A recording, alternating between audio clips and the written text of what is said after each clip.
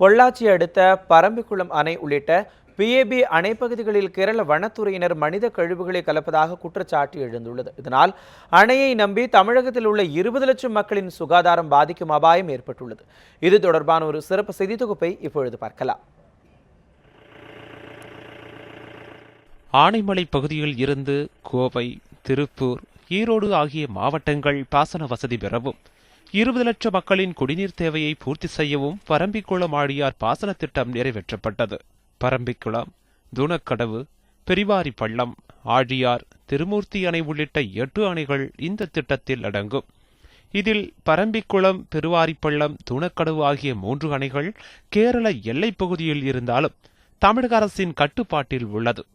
அணை பராமரிப்பு, நீர் பகிர்மானம் போன்றவையும் தமிழக அரசின் கட்டுப்பாட்டிலேயே உள்ளன.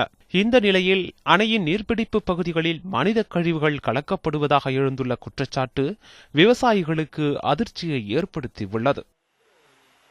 இந்த அணைகளை சீரமைப்பதற்காகவும் அங்கு செல்லக்கூடிய தமிழக பொதுப்பணித்துறை அதிகாரிகளை அந்த கேரள மாநில அரசாங்கமும் அரசாங்க அதிகாரிகளும் வனத்துறையினரும் செல்ல விடாமல் தடுப்பதும், அங்கு சென்று பராமரிப்பு பணிகளை மேற்கொள்ள விடாமலும் தடுப்பதை உடனடியாக தமிழக அரசு தலையிட்டு கேரள அரசாங்கத்தை அந்த பணிகளை செய்வதற்குண்டான ஏதுவான சூழ்நிலையை ஏற்படுத்தி தர வேண்டும் என்று கேட்டுக்கொள்கின்றோம்.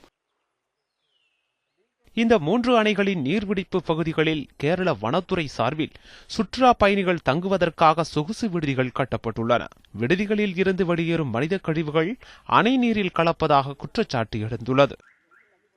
நம்மளுடைய ஆபீசர்களோ யாராவது இங்கிருந்து போற அதிகாரிகளையும் வண்டியோட நிறுத்திடுறாங்க. கேட்டால் இடம் எங்களுது அப்படிங்கிற மாதிரி சொல்றாங்க. ஸோ இதனால என்னங்கன்னா அதிகாரிகளுக்கே இந்த நிலைமை வரும்போது சாதாரணப்பட்ட மக்கள் எப்படி அந்த இடத்துக்கு போறது அப்படிங்கிறது.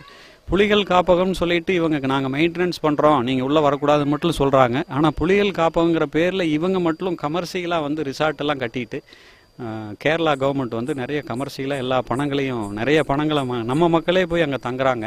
அதுக்கெல்லாம் அலோவ் பண்ணுற இவங்க நம்மளுடைய பிடபிள்யூடிக்காரரோ நம்ம கவர்மெண்ட் வேலை செய்யக்கூடிய எந்த விதமான வேலைகளுக்கும் தடையாகவே இருக்காங்க.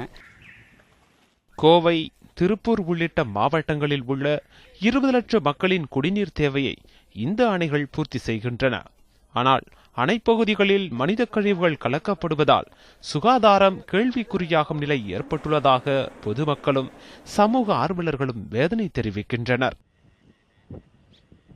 கோவை, பெரியார் மற்றும் திருப்பூர் மாவட்டங்களிலே வசிக்கிற மக்களினுடைய குடிநீர் ஆதாரமாக இந்த அணைக்கட்டு விளங்குவதால் தமிழக அரசு உடனடியாக போர்க்கால நடவடிக்கையிலே இறங்கி இந்த செயலை கட்டுப்படுத்த வேண்டும்.